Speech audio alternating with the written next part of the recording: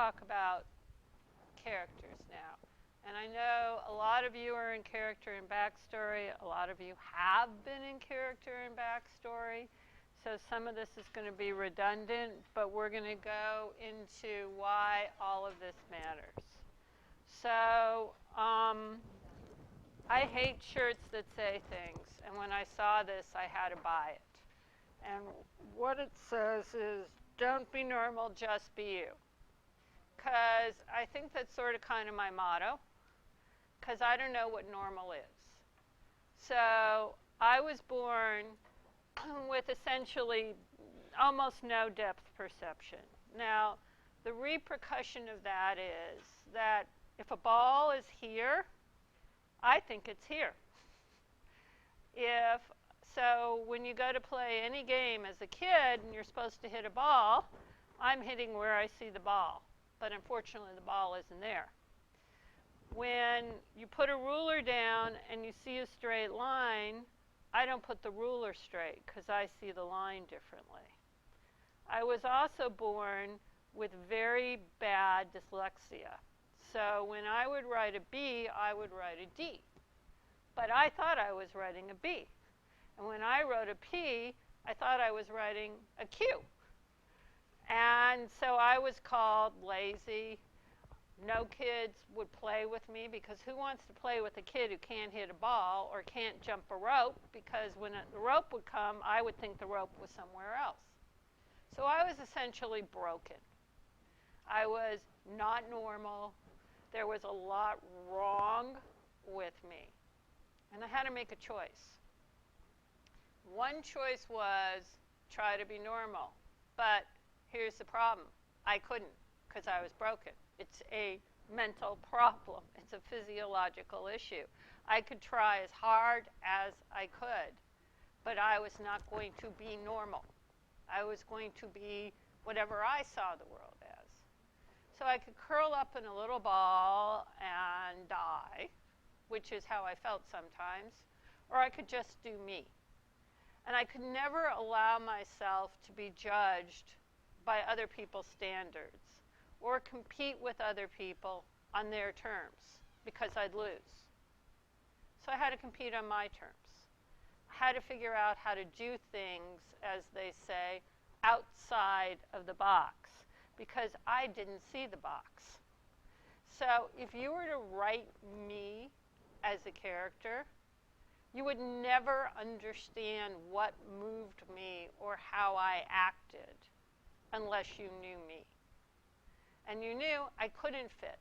There was no way. So I had to be different. I had to be me. I had to play by my rules.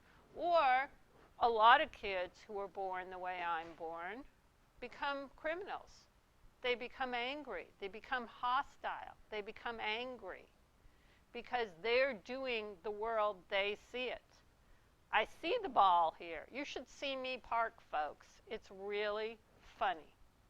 Because where you see the lines and where I see the lines, or where you see the wall or the thing in front of you and I see it, two different things. But I figured out how to do it, and it works for me. And that's allowed me to be who I am, because I don't try to fit, because I can't. Now, at 63, sure, I know the rules, I know how you're supposed to be, but I can't because my whole life I haven't. And if you don't know that backstory of me, you wouldn't understand it. And I've had new friends scream at me, why can't you just? Well, because I can't just. And I've spent my whole life not justing. So if you were to write me, unless you knew my backstory, you wouldn't be able to write me. And you certainly wouldn't understand my behavior. Because my behavior as an adult and as a 63-year-old woman comes from a lifetime of not being able to just.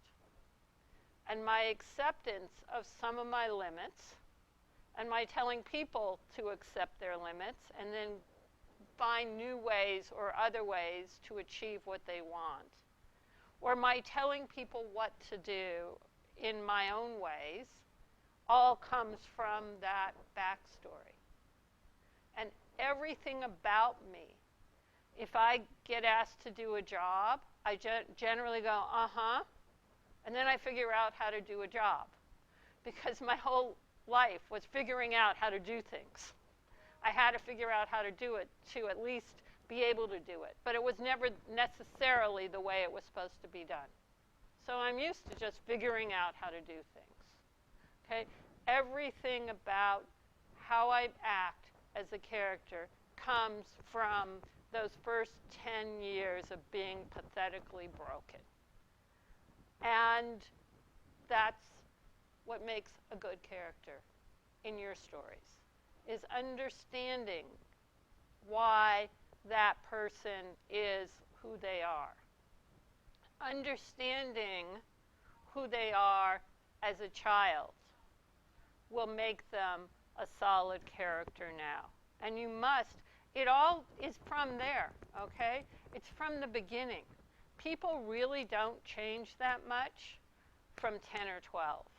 Because that foundation, that underneath experiences they had that form them as human beings, is what they act out of. Now, our brains can tell us to act different ways. Sometimes we try to conform or fit in. Sometimes I try to shut up and not speak. But I generally, after a couple hours, lose it and speak. Because who we are, insisting that that B was a D or the D was a B, and no, I wasn't lazy, I was doing what I was told, sticking up for myself, that started really early. You know, not fitting in started really early. Being less than and therefore not competing started really early. That's what you have to be able to do with your characters. And that's why when you look at the character generata and it's asking you all these childhood questions, that is what makes your characters honest and real, is understanding who they are and what built them. And what differentiates them from the other kid like them. Because nobody... There's lots of people who had my childhood. It's not unique. But what's unique is what I did with it. What's unique is my parents interacting with it. What's unique is all the other life factors that I had going on included with that. So it's not enough to make your character dyslexic with no depth perception. It's what are the other factors, like chemistry, that added to that drive them forward in life. And really, by the time you're 12, if suddenly they found a cure, suddenly if I'd been able to hit the ball right, suddenly if the mirroring had gone away, I still would have had those years. And I would not change. I might be able to perform those skills. So if you take a kid who grew up in an awful abusive household and suddenly miraculously at 12 they got a great household, it doesn't erase it. So you guys have to go to the essence of your characters. What makes them them? And the only way you can do it is by searching inside of yourselves. It's really hard to build totally fictitious people. You have to build people that are either parts of you or parts of people that you deeply understand. And you can't build your character by looking at them. So we have a number of students this semester in various classes who are writing about childhood experiences that have to do with their parents. And when they go to write the character generatas of their parents, every single one of them I've read is a judgment of their parents. You can't write a character authentically. You can't write dialogue of a mother based on a character generata, which is all about judging her. You have to look at the world through her eyes. You can then write scenes where the audience hears and sees her behaving, her rationalizations for her behavior in such a way that we see the judgment. But you have to write through her eyes. You have to understand why and how and what is making her do what she does. You can't create characters that you're judging when you're creating them. You have to be them. You cannot look at them. You have to be them. So it's really hard if Samantha is writing a movie where some people are pretty jerky. But you have to understand what makes them that. Then you can let the audience see that that is wrong, or their behavior is wrong, or their rationale doesn't make sense. But first you have to see what makes them that. So how many of you have seen Black Klansman? Okay, so you know the woman who plants the bomb, the heavyset woman? Do you understand why she's doing that? Do you get who she is? You don't see how much she wants her husband's love, how much she wants to be thought well of, how much she wants to overcome certain things in her own life by proving she's a hero. Do you see it, Jared? Okay, that's a well thought out character. Is what she does wrong? Is what she does despicable? Yes, yes, and yes. But you understand why. And that makes her a deeper character. So when you're looking at either your protagonist or your antagonist, and you've heard these three dimensions over and over and over again, why is their physical important? Who has an idea? Why is their physical important?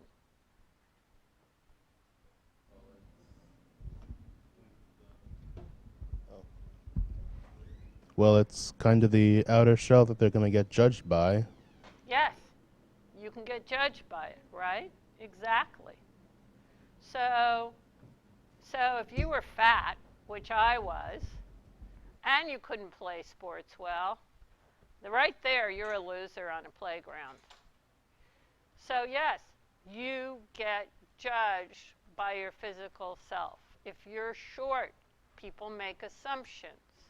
If you're tall and really skinny, people make assumptions. If you have bad acne, people make assumptions. If you're beautiful, people make assumptions. Immediately, people think you have no problems. You're great looking. How could you have a problem?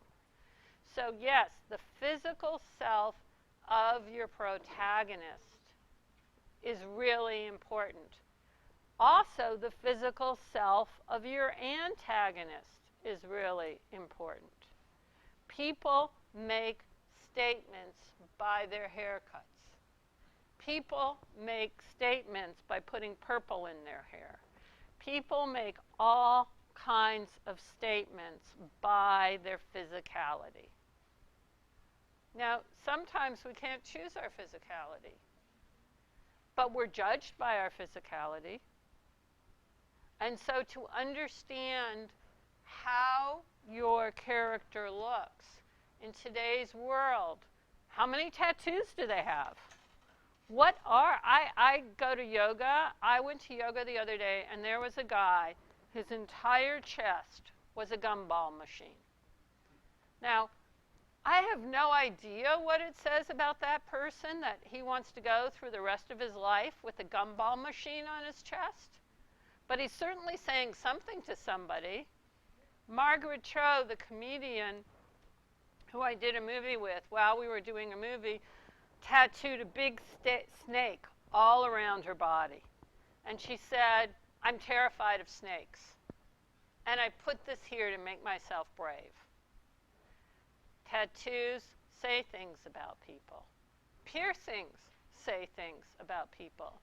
The number of kids in my daughter's medical school class who got their nose pierced right after they got accepted is amazing. I don't know why, but it was a statement. Look at me, I can be different now. I had to be proper and normal for all this time. Now I'm going to put a ring in my nose. I mean, it was like a class full of girls with rings in their noses. It made no sense to me, including my daughter, by the way. And yours, too. Okay? Made a statement. So the physicality makes a statement. It's a choice. Are you wearing contacts or are you wearing glasses? What kind of contacts or what kind of glasses? Do you wear little stud earrings or do you wear hoop earrings? You know, the guy at the Mac store with the bone through his nose, he's saying, so he's not only piercing his nose, he's got a bone right here. He's saying something. So you have to think about the physicality of your character. It's extremely important. That applies to your antagonist too. Not only your protagonist, it's all your characters. What do they look like? And why are you choosing that? Because what does it say about you as a writer? Why are you choosing that? What are you trying to show? Okay, so we know the emotional and psychological. That's what I was talking a lot about with me. All of you have something inside of yourself as people, experiences unique to you. What do you have in your pocket is a great question. When I saw that is when I fell in love with the character Generata. What do you have in your pocket? And you guys know I have 3 kids, right? When my kids were little, no matter where I went, if I put a hand in a pocket, I'd find a pacifier. I was just like, I mean, black tie. I had this really expensive black tie pants outfit, and I put my hand. Oh, yeah, okay. Everywhere I went, there was, you know, I chew gum. I can't not chew gum. I mean, I could, but you'd have to have a gun. So in every pocket of my clothing, there's gum, in everything. I try to have money in my coats because I'm always running out of cash, and then something will happen. So you can like rifle through all my coat pockets and you're going to find cash. What people have in their pockets says something about them on an emotional and psychological basis. We have a question online. Yes, Patty. If your antagonist is the internal issues of the protagonist, how do you create answers for the You're not writing a Generata? movie because your antagonist, by definition, is external. The internal part of the protagonist is their needs. So an antagonist, by definition, is external, even if it's some externality of the protagonist. Another good question in the character Generata is, how do you talk? Okay, what do you say? So there's been study after study after study, and it's really an unfortunate thing that I am so prone to, that women use the word just.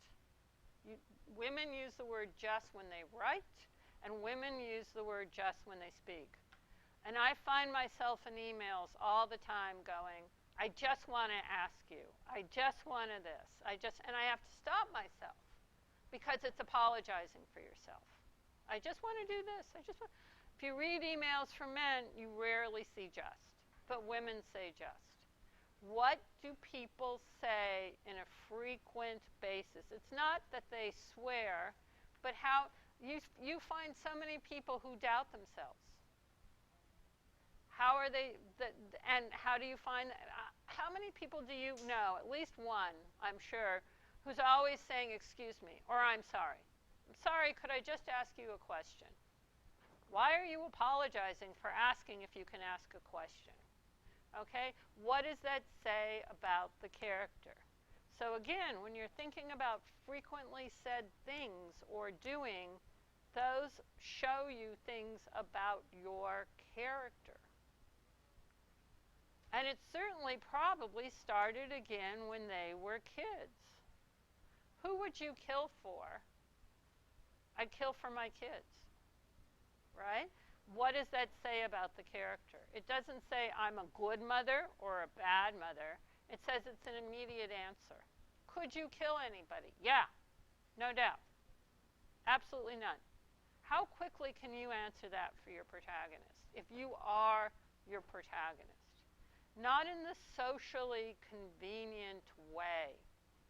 But in the real way, in the real world, what do you hate? Okay? We all hate things. Don't think you don't. I hate lima beans, like with a passion. I hate lima beans. I hate things you bite into that go squish. All food, like the banana scene in 8th grade, I hate bananas so much I couldn't stop laughing. That's a thing about a person. Why do I hate things? I don't know why. Maybe that's interesting, maybe that's not interesting. But these kinds of questions help you get into your character. Now, what you have to do is not think about the answers. You have to be that character. You have to be able to answer pretty flowingly and quickly. Because if you are in your character, you will be able to do that. If you are thinking about it, you're not answering from the emotional place your character is coming from. And it's not only the answer that's important, much more important is the why of the answer. Because that's how you're going to put them in situations, right? The why of the answer. Why does it make them uncomfortable? Why are they scared? What are they scared of? Where does it come from that they're scared of that? What do they have to get over to be able to do that thing they're scared of? Honest to God, I could speak in front of 10,000 people and I wouldn't even blink. I would be worried about, was my speech good? But I would never for a minute worry about the 10,000 people. Just doesn't enter my mind. My youngest daughter couldn't speak in front of audiences for years and years and years and years and years. She was paralyzed when she got up in front of people. Why? What's the difference? But also, how does it impact your life? What did they have to do to change and get over it? What switch does your character have to flip in their head? What happens when you're like me and the only thing that scares you basically is driving on the freeway? I mean, I'm scared of lots of things actually. I'm full of fear, but I don't listen to that and I just go. A friend of mine once said to me, well, didn't you think about having 3 children without a partner and what it would cost? No. Until I had to start paying the bills. Okay? So what is it about a character who leaps before they look? How is that going to pay off in your story?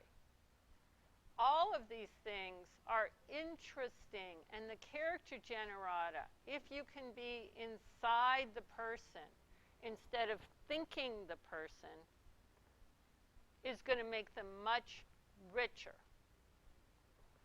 So then the social is how the social really is how this manifests itself outside of the character.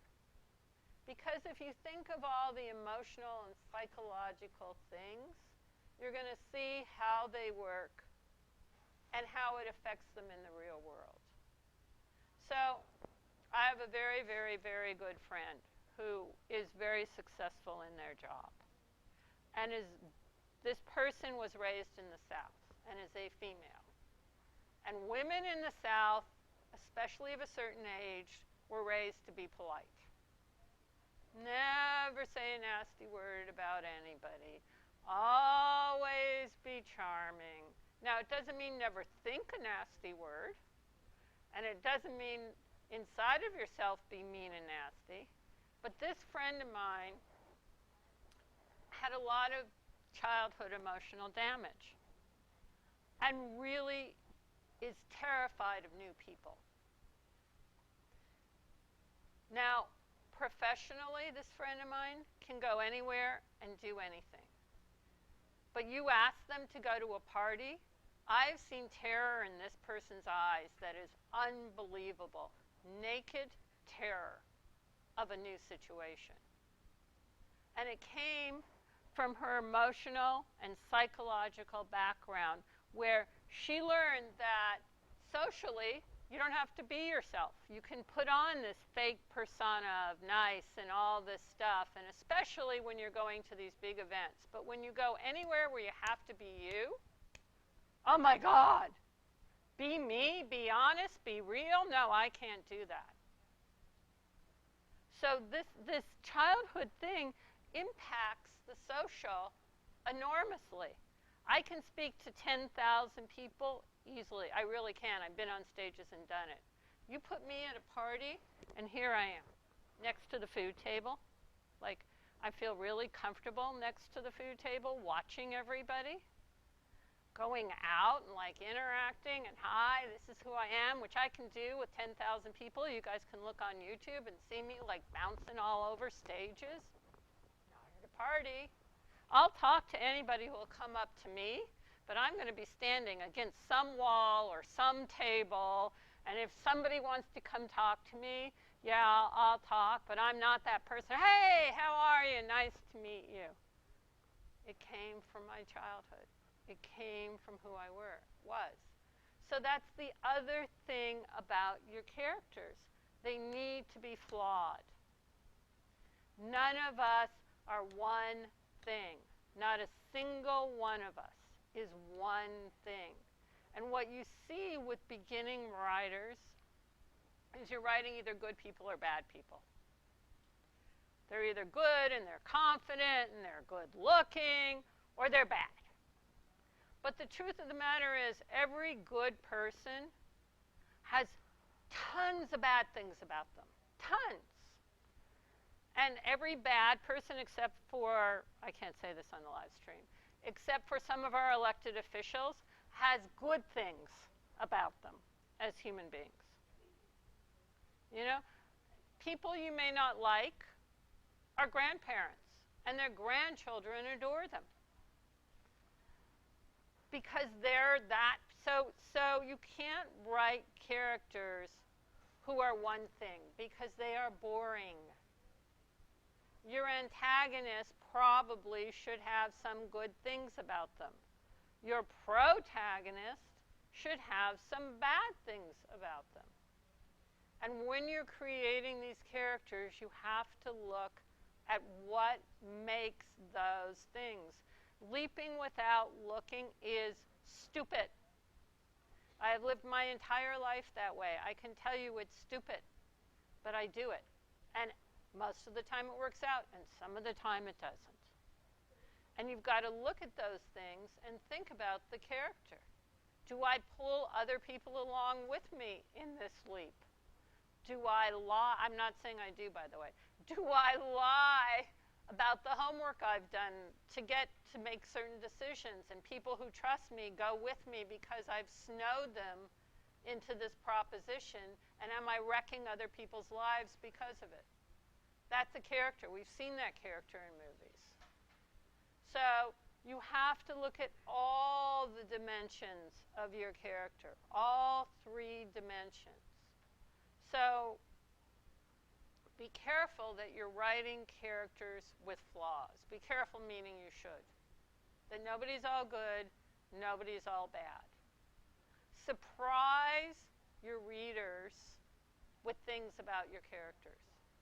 Don't make everything so predictable that they will do this.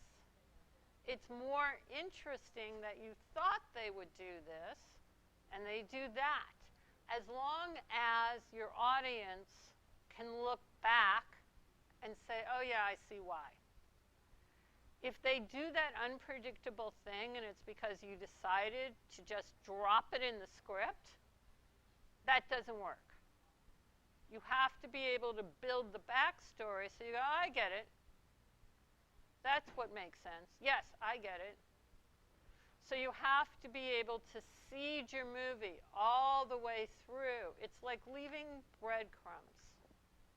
It's what, you know, did anybody go see, probably not, but did anybody go see Star is Born this weekend? Yay! You did. You are the target demographic, so it's good you loved it. What'd you think? It was good. Yeah, I thought it was a solid B. But one of the really, really great things in that movie is there's a scene, and I'm not going to wreck anything because it's sort of a standard movie. So the lead wins Best New Artist Grammy. And her husband, who she brings up, is both drunk and stoned. And on the stage, he both pisses himself and falls down in front of both all the people in the audience and every person on television. He immediately goes to rehab. After 2 months there, she comes to see him. And what does she ask him? Do you still want to be with me?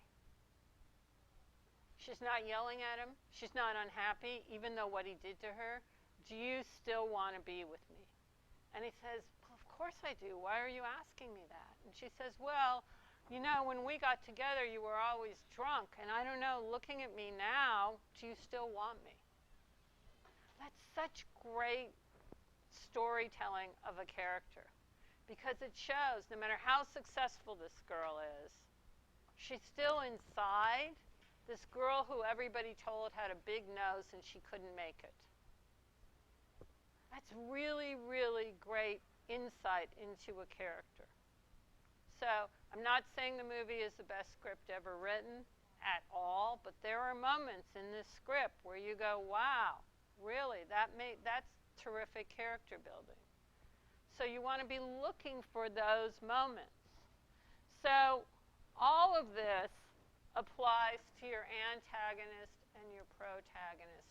And if you look at even the best action movies, if you look at Black Panther, arguably a really great action movie, I can't say the characters' names, but Michael Jordan, you see all of this in the villain. You clearly get all of this in the villain. Even the head of the gorilla tribe, you get a lot of this. So the writers took time, even in an action movie, to create three-dimensional characters. You get it with the sister, who's a computer person.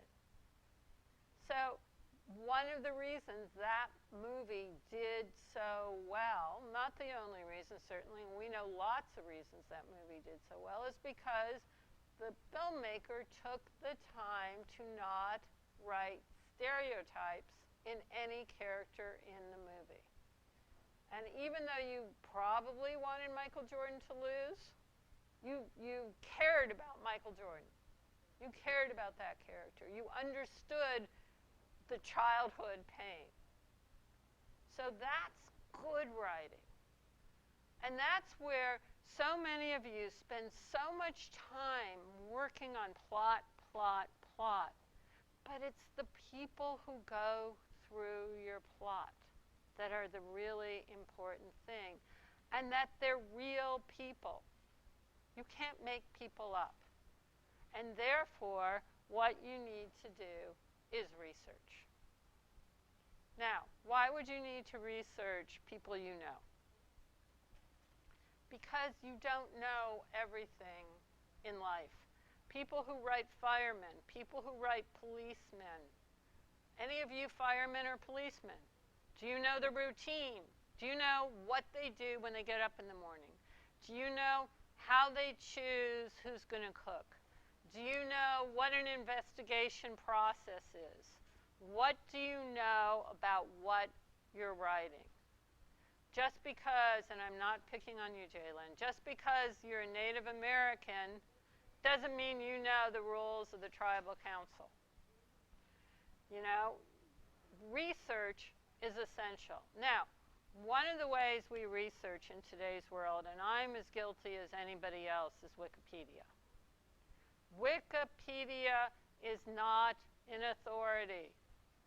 Wikipedia is put together by citizens. And yes, there is some committee who vets it, but it is not an authority. It's peer sourced.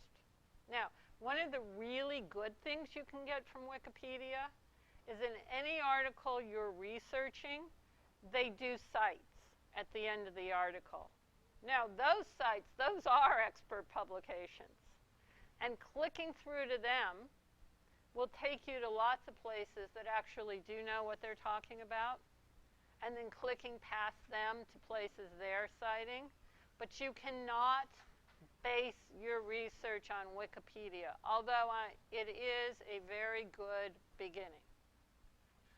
But there is almost nothing you can't Google today, right? And you're going to get pages and pages and pages of information. But who is the information coming from is equally as important as the information. So that's one of the things, as a writer, you have to discriminate, be very discriminatory about who's making, is it the police, fraternal order police officers telling you how to do an investigation? Is it the internal NYPD rules and regulations? Or is it some guy who got fired for bungling it who's saying, you got to see who's writing what? So Wikipedia is a good starting ground, but it shouldn't be the ending ground. So any job you're writing about, you should be researching. Any city you're writing about, you should be researching, even if it's your own city. One of the great things about Google Maps is you can set something in a city, and you can look for locations, and there it is in front of your face, Google Images. You can actually see buildings you're describing. You can see neighborhoods. You can say, oh, he was driving down this block in the West Bronx, and there was the TV store, and then the chicken store, and then this store, because you can see the block.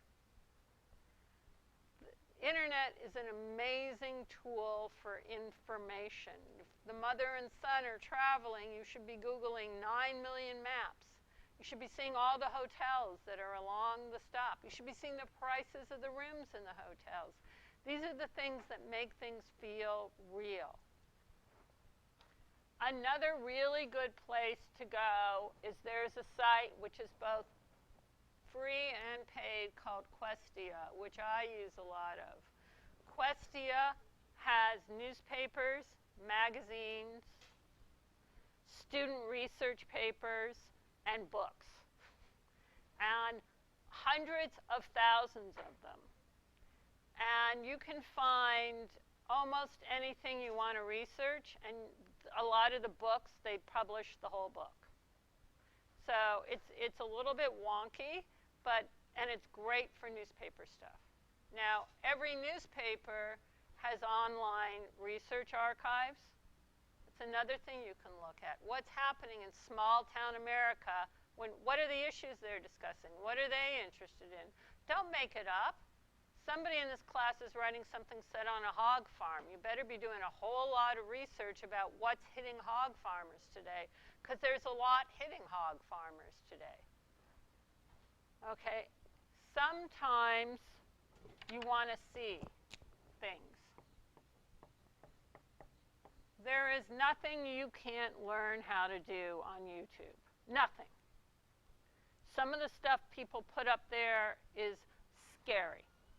But if you're writing about how to do something, and unless you are a practitioner of that, you better be watching. If somebody's shooting archery, look at how to shoot archery.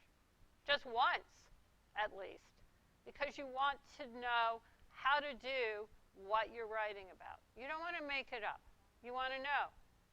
And then you'll be able to think, well, if my character doesn't have depth perception, should she be driving a tractor? By the way, the answer is no. Should she be picking no, I couldn't cut something with a thing because I wouldn't know where it was. You should see me trying to play golf. I have never hit a golf ball in my life, even though I took a semester of golf.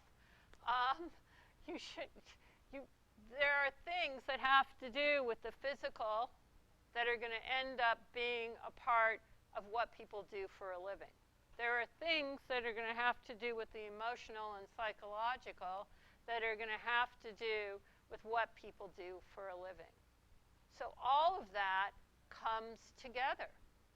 Who your character is, and research is going to show you that. Now, another really good place to go are blogs and Facebook, which has a group for absolutely everything on the entire planet. If you're a furry, which is people who like to walk around dressed like animals, you can probably find a furry group on Facebook. And you're going to see pictures of how people look. You're going to see what people are talking about, that what they're interested in if they have a certain kind of interest that's a little offbeat or a little not center. You can find blogs where people are writing about everything known to man. Now, I have this thing on my desktop called Verge, which is a tech blog, a culture blog. Verge is all about technology, culture, science. It's fabulous if you want to just know what's in that ethos. And I just read it once a day. I like skim through Verge. There is a way to clip on Google where you can, whatever you're writing about, the double eagle coins, which is a kind of gold coins, I have an alert. You can have Google alerts about anything you're writing about, and you will get, Google will tell you when there's something new coming up about that or what you're searching. So Google alerts are another great way to find stuff out. In person is invaluable. Okay? You're writing about a fireman? Go find a fireman. Who runs towards a fire? How crazy are you wearing 60 or 70 pounds of gear to run towards a fire? Yes, you're incredibly brave. But what inspires somebody to be a fire person, a firefighter? Fascinating. Go talk to some of them. See why they're doing it. Probe beneath the first answer. Really get to know these people. Because what we think about people, what we think people are, and who they are is very different. What makes somebody a professional athlete? What makes somebody a swimmer? You get up at 4 in the morning and you go swim for 2 hours? Really? What makes somebody a professional ice skater? You get up at 4 in the morning and you go freeze? I mean, what drives people to do the things they do? Everybody is fascinating, and everybody is unique because it's not only why they're doing it, but who were they? Were their fathers firefighters and cops? Was it not even a thought? You know, dolly grips, people who move the thing that a camera on. There are 4 generations of dolly grips. There are several families of 4 generations of dolly grips. These people didn't even think. My dad's a dolly grip. He earns this amount of money. I'm going to be a dolly grip. It's like, what inspires you to be a dolly grip? People are fascinating. And the more you can find people who do what you're writing about and talk to them and get an insight, you're going to learn little things. What does a firefighter's back feel like at the end of a day? How much they're wearing. Have you ever talked to a cop about how much they wear around their waist these days? What does that do to their hips and their back? How does that make them feel? What does it feel like when you go to work and you're putting on armor under your shirt every day? Who are the people, okay?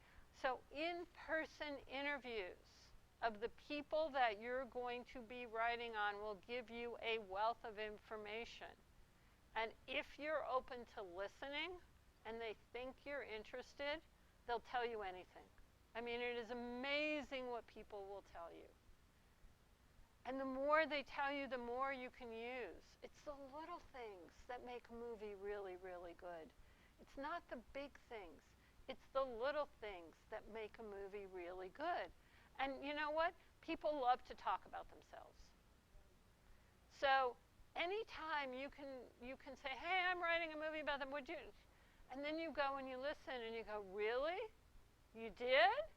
How'd you? You don't talk a lot. You ask little questions and you seem interested. And you don't seem to. I've interviewed John Birch Society members. I've interviewed Klans people. I've interviewed all kinds of people whose politics and life views, and they'll tell me anything because I don't. I go, yeah, really? Wow. How did you? Don't judge your subjects. Just ask questions. So in person is invaluable. Now, pictures are another invaluable source of anything, especially if you're not writing now. How did people dress? How did that affect who they were? I went to the slave quarters in New Orleans in August a couple years ago. All I could think about was these poor people dressed in tons of layers in August in this horrible weather, unbelievable weather, in front of a stove. You know, how did people dress affect their behavior? It's an amazing thing to think about, and it certainly helps you influence your character. How do people smell? What did people eat?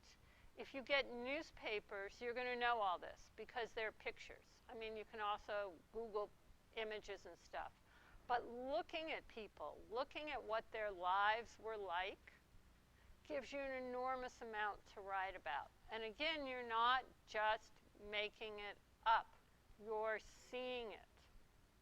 Because the more you do as writers, the more you can channel it straight through onto the page. And in the littlest lines, you know, dressed in 4 layers, she stood in front of the stove. That's all you need, okay? And you get it. You don't need big, big paragraphs to write it. So when you're building these people, and even before you build them, do this. Okay? So we've uploaded some of the character sketches for the movie I'm doing right now. And before I did those character sketches, I interviewed people.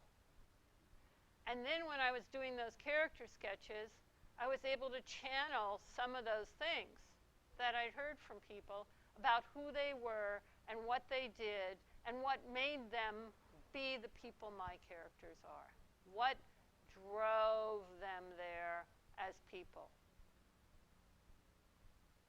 So that's what you guys have to do when you're creating your protagonist and antagonist. Now, in simple terms, as far as structure goes, your protagonist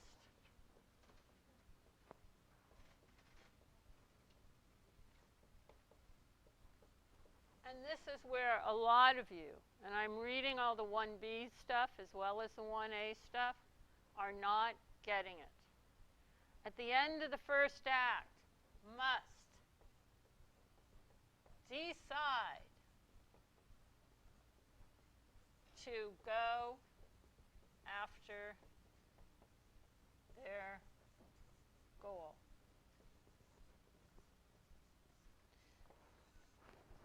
Decide, okay? But that is the first act, end, period. It's not the inciting incident.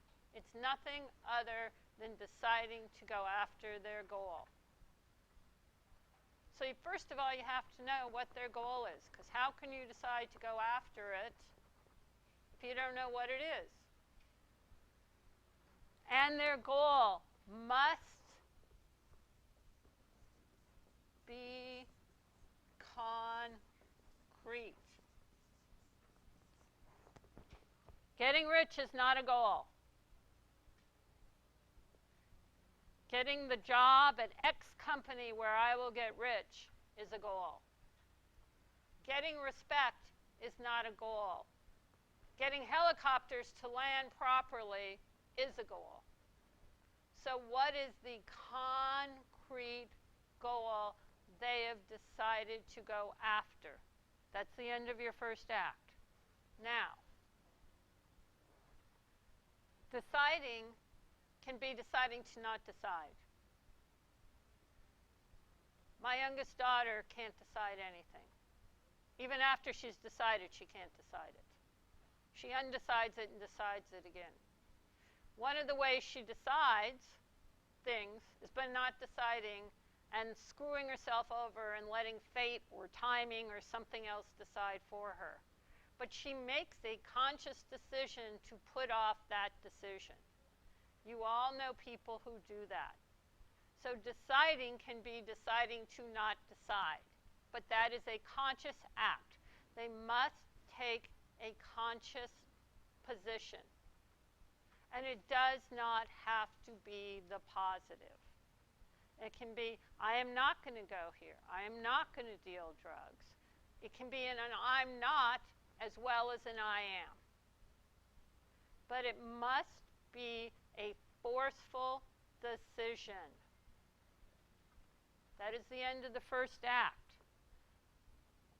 The antagonist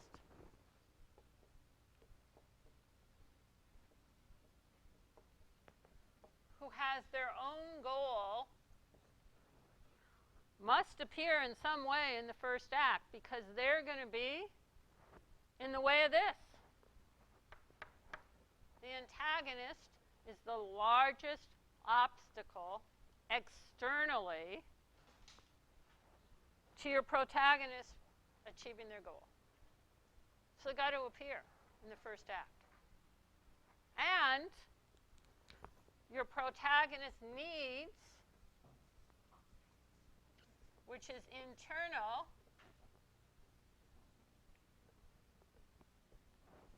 have to be set up some way in the first act. How are you going to screw yourself over? What about you is going to get in your way? I can write books about myself. What about you is going to get in your way of getting that goal? This is all what has to happen in the first act. So you see, hopefully, where the character generata comes in. Because the more you know about your protagonist's emotional makeup, the more you're going to know how they're going to screw themselves over, how they're going to get in the way of achieving their goal. If you don't understand them, you don't know how they're going to screw themselves over. You also don't understand sometimes why this is so important to them. Okay? I have a friend who wants respect. And they externalize whatever that is. And respect is the biggest thing they want in their life. Respect is so important to them. If you understand this person's childhood, you'll understand why respect is so important to them. You'll understand why every concrete goal is about proving that they're respected. So your audience needs to somehow, for those of you in my section who watched A Quiet Place, we understand why people wanted their goals. They wanted to stay alive. It's very simple. But many, many, many movies are not that simple. They don't have that external threat, which is life or death. So you've got to understand why somebody's going after a goal, which we all could think is just stupid, just incredibly pathetic. You've got to understand why that character, because your job as a writer is to take your protagonist on a journey which your audience wants to go on. That's what the entire movie is a journey your protagonist is going on. And unless you know all this stuff, how are they going to go on a journey? Because your protagonist must arc, right? They must start emotionally here and end emotionally here. Unless you know where they start, how can you move them? Okay, so unless you know this, how do they change? Your protagonist must change. Even the littlest bit, they must change. 3 billboards. She's never going to be a nice person. She's just not. But she did change a little bit. But you understand what made that woman. At least I understand what made that And that's why you can go on her journey. If somebody isn't understandable, you do not want to go on their journey. So these are the reasons this is all incredibly important. Now, at the end of the second act, it's a very simple thing. All is lost for your protagonist. It's really simple. So you need to be looking at your outlines because very few of you have that right now. All is lost for protagonist.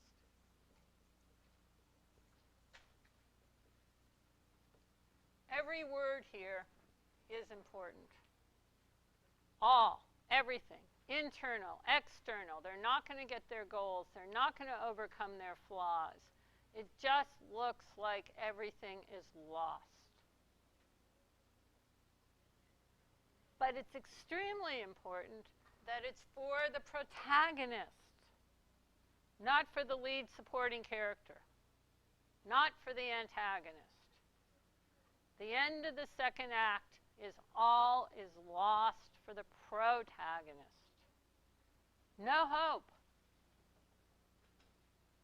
until they find hope. Now here's the problem, and here's the challenge. And I would say here is partly where it goes back to knowing your character. You can't make it predictable, folks. You can't make it that everybody knows how the third act is going to work out. Because that's a boring movie. And even if we know, oh, they're the hero, they're going to win, what can't be predictable is how they're going to win. What are they going to do to win? How are they going to come back up? Now we're going back to character and backstory. Because if you know what they're made of, you will be able to figure it out. What moment in their childhood are they pulling on? What experience they had are they going to use to overcome that? What thing happened? What was in their pocket? What thing did they hate that they forced themselves to do or not do? What thing do you realize your parent is coming out of your mouth? You know, one of my kids did something just so pissed me off a couple weeks ago. And I said, "Why do you do this?" Only I was screaming a lot louder. And she said, "'Cause you used to do it to us." And I sat back and I thought, and I went, "Oh yeah, I did." I could see myself standing outside her bedroom door at one point when she was a high school senior doing exactly that. It's like, and it totally changed my behavior. And I won't like her doing it to me anymore, but I'll understand it. And I will try to stop doing it because I have a really colorful illustration of how incredibly obnoxious it is, which I never would have had before. And that's character and backstory. And it's how people pull out of things. And it is, we have those light bulbs. That aha moment happens to all of us many times. And if you can see in the character and backstory of your protagonist where that aha comes from, then you're allowed to have it in your movie. If you haven't set that up, you can't have it in your movie because the audience feels cheated.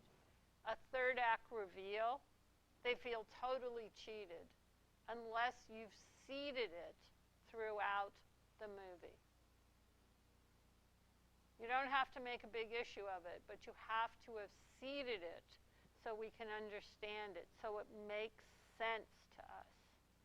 And that goes back to knowing who the character is.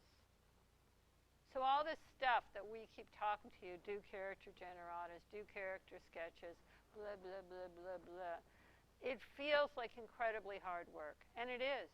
I mean, that 100 questions, which I did for 3.5 of the characters I'm writing, it takes forever, and it's annoying, and you want to go, isn't this done yet? I mean, really, could I just skip? But you have to actually spend the time, because it pays off so much in your writing, because your characters are so interesting and rich. And if you spend the time to research before, and if you process the research, and you put it into your characters, and you put it into their journeys, you're going to have amazing stories. Because that's what we want our audiences to do, is go on the journey of the character becoming and getting or not getting. We can't do that unless they're real people. So does anybody have any questions? Patty, are there any? Enough preaching at you all? Okay, so let's take 15 minutes and then you can go back to your various groups.